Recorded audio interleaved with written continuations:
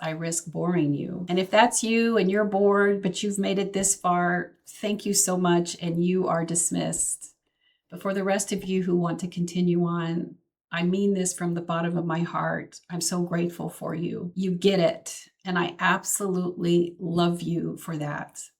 This work of believing in oneself when one has spent a lifetime battling self-sabotage, imposter syndrome, and self-worth is excruciatingly hard. But I'm still here, still typing, because the Save America Act deserves every ounce of the rage I want to unleash upon it. With the laser focus, intensity, wisdom, and passion I have brought to every situation where an injustice was so egregious it deserved the full weight of righteousness to annihilate it. Righteousness belongs to the people, not to the ones in control of systems they created to keep themselves in power. Now, if you're reading this and concluding that I'm overreacting because 1, you need an ID to buy liquor, and 2, doesn't everyone want free and fair elections? I'm going to say this deep from my reverent heart. I'm going to kneel down and I'm going to hold your hands and I'm going to look straight into your eyes and I'm going to take a deep breath and with as much passion as I can say to you, fuck you. And beautiful soul, we're not even to the part where I think you will unfollow me.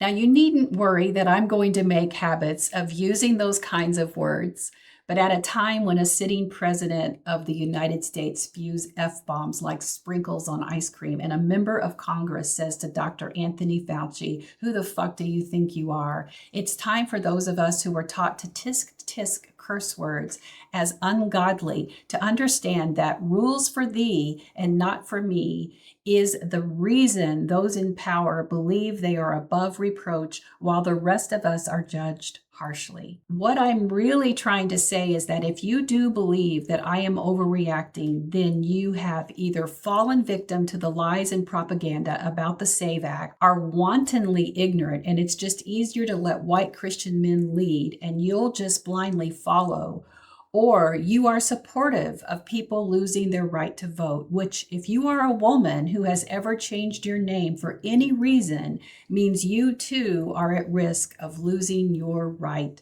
to vote. And to that last point, if men like Pete Hegseth and his misogynistic spiritual advisor, Doug Wilson, have anything to do with it, all women will lose their right to vote anyway. As I type that sentence, I just feel my rage boiling. I literally cannot believe anyone believes that women losing their right to vote makes their God happy. But oh well, be blessed, as their favorite shirt and coffee mugs say. I'm going to forgive myself for the heavy sarcasm and cursing contained herein. But alas, we have reached the point where I am going to set down all my armor and step fully into vulnerability. Because you see, it is that last point where my last name has changed, and it changed again, and it changed again. I gotta have water. This is where I tell you more in hopes that it brings home how gravely dangerous the Save America Act is. Miss this, and millions of women, adoptees, people who have changed their names for any reason will lose their right to vote. It isn't just about a driver's license. That isn't enough. It isn't even about real ID. That will not save you. It isn't as simple as telling voters to get passports. It costs money that millions cannot afford. It's about people like me who did nothing more than navigate life as best they could, being punished for having that life. People like me, and it's just a guess, but probably some of you as well. The next part. Real life teen mom. No one is truly prepared for marriage at 17 years old. At least I wasn't. Being pregnant at 16 years old, married at 17 while a senior in high school, and a mother before my 18th birthday wasn't a really well thought out plan. That part was so hard to write for me when I wrote this out because my senses were completely on overload. But I was determined to finish that writing, even though it took me weeks, just as it's taken me hours to record this video. I'm simply struggling for how to share a story from when I was 16 years old to 64 in one writing without it being outrageously long, which it ended up being anyway, and filled with things that some people might think are irrelevant, but it all feels important to me. Somewhere between the struggle of I'm not a victim, I'm a survivor, and how do I share without sounding as if life is full of regrets, the answer to the first question is damn right. And the second is, well, how can there be any regrets to my life when it brought me the greatest blessings of my life, which are my children? Now, they would no doubt say that they would have been better off without a teen mom, and they're absolutely correct.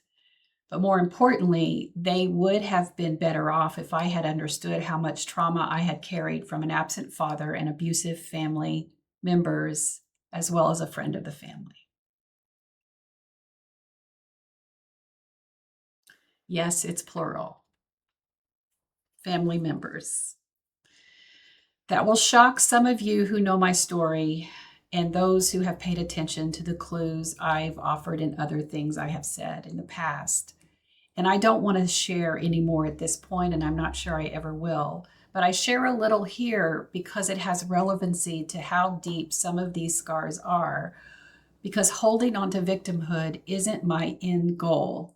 Living free from the bondage of childhood trauma so that I can love myself as deeply as I deserve is the end goal.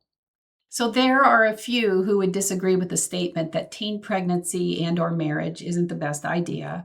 But if you are one of those rare ones who married as a teenager and are still thriving in that marriage, my best to you. I mean that sincerely.